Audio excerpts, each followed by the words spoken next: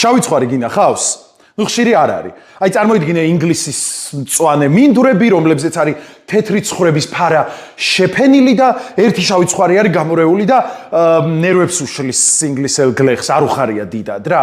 აი მე-18 საუკუნეში, როცა მატყლის წარმოება ინგლისის ეკონომიკის ქვაკუთხედი იყო, შავი ცხვარი ფერმერებს დიდად არ უხაროდა. ჯერ ერთი იმიტომ, რომ უფრო იაფიღირდა შავი ცხვრის მატყლი, იმიტომ რომ სხვადასხვა ფერად ვერ ღებავდნენ.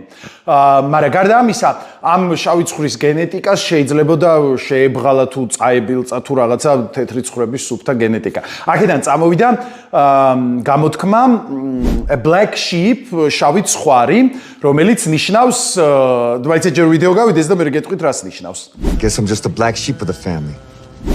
ხო, დღეს a black sheep, შავი ცხვარი მარტო მეცხოველეობის კონტექსტში არ გამოიყენება, რა თქმა უნდა, იდიომა, რომელიც ნიშნავს, რომ ადამიანი მისი ჯგუფის სხვა წევრებისგან არის გამორჩეული, განსხვავებული, ძირითადად ოჯახის წევრებისგან, გამორჩეული მაინც და მაინც დადებითი გაგებით არა. Do you know what's a black sheep?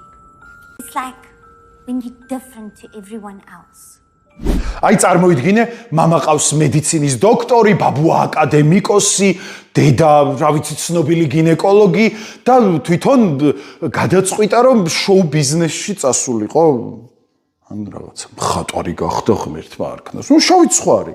ბოლოს ამ მონაზვნების დიალოგს დაგიტოვებთ, სადაც ამბობენ, რომ ცირა შავი ცხვრის მატყლი ისევე კარგად ათბობს, როგორც თეთრი ცხვრის მატყლი, ამიტომ დიდი მნიშვნელობა არ აქვს. After all, the wool of a black sheep is just as warm.